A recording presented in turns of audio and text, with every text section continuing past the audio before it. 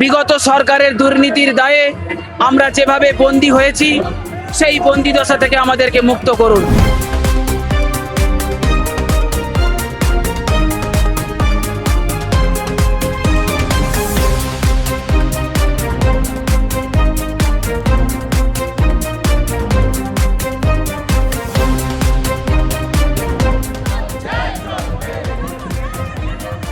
দাদা, আজকে কয়দিন বেশি কেন এসেছে?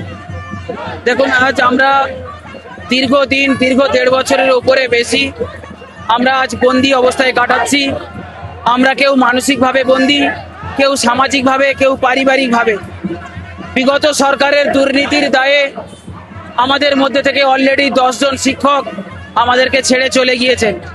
তাদের আত্মার প্রতি শান্তি কামনা করে আমাদের প্রত্যেকের যোগ্যদের পাশে আমাদের বর্তমান মাননীয় মুখ্যমন্ত্রী শুভেন্দু অধিকারী মহাশয়ের কাছে, আমাদের শিক্ষামন্ত্রী, মাননীয় প্রধানমন্ত্রী, স্বরাষ্ট্রমন্ত্রী সবার কাছে বিনীত অনুরোধ, বিগত সরকারের দুর্নীতির দায়ে আমরা যেভাবে বন্দী হয়েছি সেই বন্দী দশা থেকে আমাদেরকে মুক্ত করুন।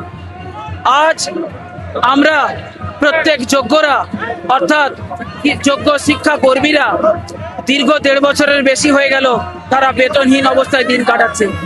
তারা যাতে সেই বেতন পায়, তারা যাতে চাকরিতে পুনর্বহাল থাকতে পারে সেই ব্যবস্থা করুন।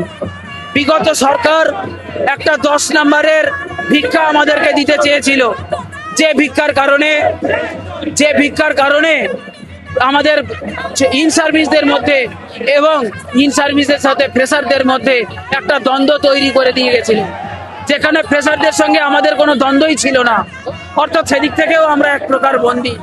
তাই বর্তমান সরকারের কাছে আমাদের প্রত্যেকের বিনীত অনুরোধ, সশ্রদ্ধভাবে অনুরোধ, আপনাদেরকে করজোড়ে অনুরোধ করছি, আপনারা যেভাবে পারেন প্রত্যেক যোগ্যদের পাশে থাকেন এবং প্রত্যেক যোগ্যর পাশে থাকবেন এবং আপনার পূর্ব প্রতিশ্রুতি অনুযায়ী আপনি মানবিকভাবে যোগ্যদের থেকে এই বন্দি দশা থেকে মুক্তি করবেন। তাহলে কি মনে হচ্ছে পরিবর্তনের বাংলায় এই বন্দি দশা কাটবে?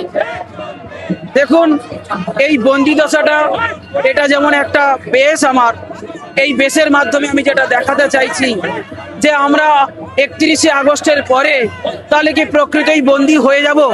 প্রকৃতই কি আমরা সমাজ থেকে চ্যুত হয়ে যাব?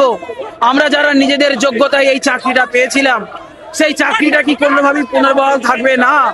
অর্থাৎ আমরা কিন্তু এই বন্দি দশায় থাকতে চাইছি না। আমাদেরকে যেভাবে হোক আপনারা এই যোগ্যদেরকে তাদের বন্দি দশা থেকে মুক্ত করবেন এবং পূর্ব প্রতিশ্রুতি অনুযায়ী আপনারা তাদের পাশে থাকবেন, আমাদের পাশে থাকবেন, আমাদের সাথে বসবেন, আমাদের সাথে আলোচনা করবেন আগামী দিনের পরিস্থিতি কি হতে পারে। আরো ভালো ভালো খবর দেখতে সাবস্ক্রাইব করুন বাংলা হান্টের ইউটিউব চ্যানেল। বাংলা হান্টের আরো খবর দেখতে নজর রাখুন। বাংলা খবর মানেই বাংলা হান্ট।